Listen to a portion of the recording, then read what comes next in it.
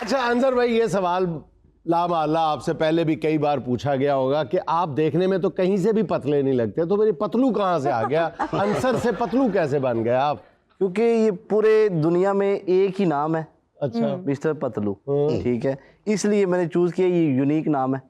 तो इसलिए मैंने ये रख लिया बस। पहले नहीं तो मोटू क्यों नहीं रख लिया? पहले मोटू भी था एक मेरे साथ। मोटू था, उसकी वजह से फिर पतलू था ना, कंट्रास्ट। तो ऐसे लेकिन साथ जो मिस्टर लगाया ना, मिस्टर पतलू, मिस्टर पतलू, उन्होंने पतलू को जरा बड़ी इज्जत मिलनी चाहिए। मॉडर्नाइज किया उसको, जबरदस्त। अच्छा पतलू भाई, ये बताएं कि ये पूरी दुनिया आपके बारे में जानती है कि आपने गुर्बत की अथाह गहराइयों से उठ के स्ट्रगल की, मेहनत की और फिर शोहरत की बुलंदियों तक का सफ़र जो है वो चुटकियों में नहीं बल्कि सालों में तय किया। जिंदगी में कोई ऐसा लम्हा जब बिल्कुल मायूसी ने चारों तरफ से घेर लिया और आपको लगता हो कि नहीं, गल नहीं बनती पई? देखिए जी, 10 साल के अरसे के बाद कोई भी ऐसा मिनट नहीं था कि मैं मायूस हो सकता हूँ। कभी भी मायूस नहीं हुआ, कोई ऐसा टाइम ही नहीं था, क्योंकि मैं अपने रब पे बिलीव करता था हमेशा और अभी भी करता हूँ। मुश्किल तरीन वक्त में मुश्किल तरीन लम्हा कौन सा था? आज भी जिसको याद करते हैं जिस लम्हे को, तो दिल को हाथ पड़ता है कि वो मेरा एक दोस्त था, मेरे घर में आया तो मैंने उसको बोला कि आप बोतल शोतल पियेंगे? उसने कहा हाँ ठीक है पी लेते हैं। तो मैं घर में गया पैसे लेने, तो 30 रुपए घर में से नहीं निकले थे। पूरे घर में से 30 रुपए नहीं निकले थे। तो इतना टाइम मैंने देखा अपनी लाइफ में। तो उसके बाद एक टाइम और भी था कि हमारे घर एक मेहमान आया था। तो वालदा मेरी, अल्लाह ताला उनको जन्नत में घर दे, कि 500 रुपया दूसरे घर वालों से ले के ना, तो हमने वो किया था मेहमान नवाजी जी। तो इस हद तक मैंने वो चीज़ें देखी अपनी आंखों से। तो आज टाइम आया तो मेरी माँ दुनिया से नहीं है।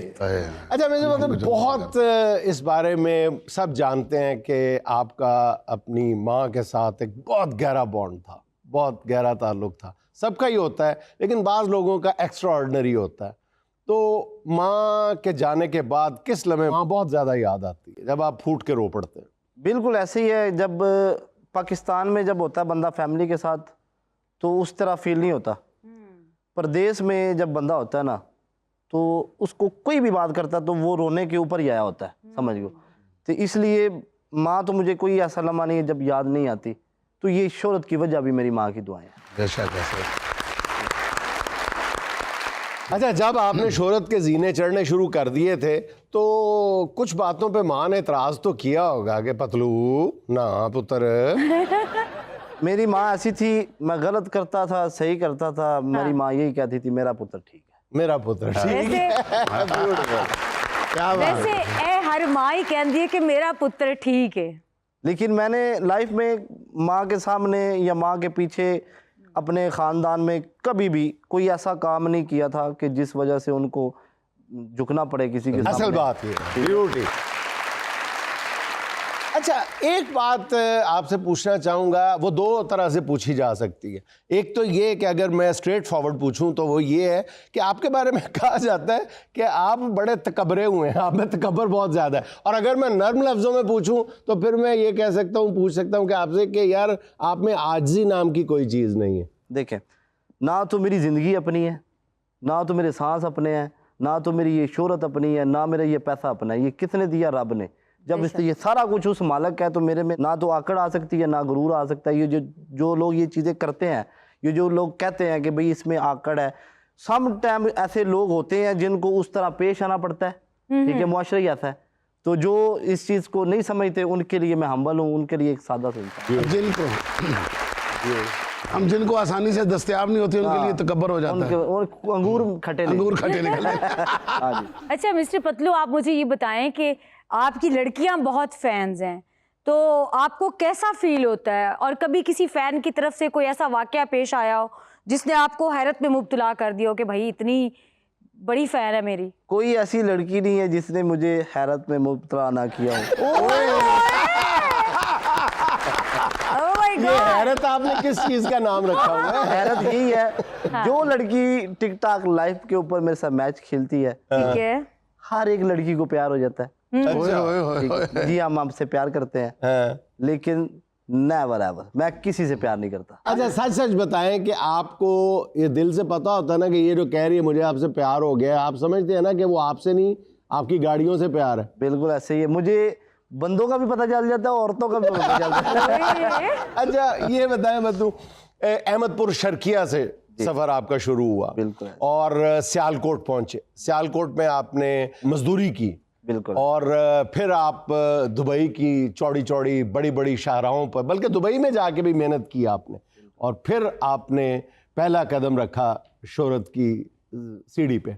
शोहरत की सीढ़ी पे पाकिस्तान में ही लाइव आता था मैं। तो जब पाकिस्तान में लाइव आता था तो पहले मुझे थोड़े से लोग देखते थे, एक दो बंदा मुझे देखता था, जिनमें से एक आधी आईडी मेरी खुद की होती थी। तो उससे मैं खुद को डबल टैप करके एक आधा स्कोर बना लेता था। यार वेरी गुड, बहुत अच्छे। तो ना मेरे साथ मैच कोई नहीं खेलता था। अच्छा। तो एक अचानक से एक लड़की आई मैच खेलने लगी, वो गोरी थी। तो मैंने ना चौथी जमात से स्कूल छोड़ दिया। ठीक है। अच्छा मुझे इंग्लिश नहीं आती थी, वो इंग्लिश में बातें करती थी, मैं आज ही रखा उन्होंने घंटा ना कि ये मैच काट के जावे ना इतो। अच्छा तो वो पहला मैच था मेरा, उसके सपोर्टर ने आगे थोड़ी बहुत सपोर्ट की मुझे। तो मेरा थोड़ा बहुत दिल लगना शुरू हो गया। बीच में मैंने फिर छोड़ दिया टिकटॉक को। अच्छा। फिर मैंने शुरू किया दोबारा से 15 दिन बाद। मैंने कब नहीं छोड़ना। 5 घंटे मैं लाइव बैठता था डेली।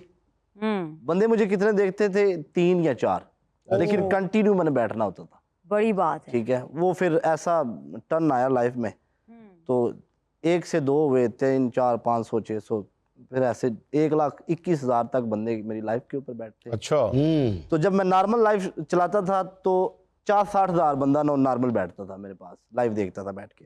सही। लोगों ने फिर मेरी लाइव बैन करा दी।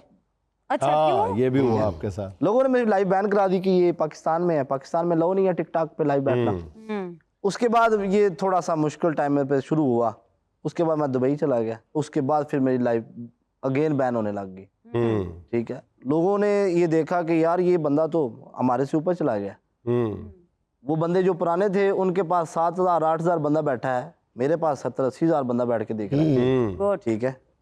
तो इस वजह से फिर लोगों ने हसद किया, टिकटॉक में पैसे पूसे दे के सारा कुछ बैन शैन करवाया।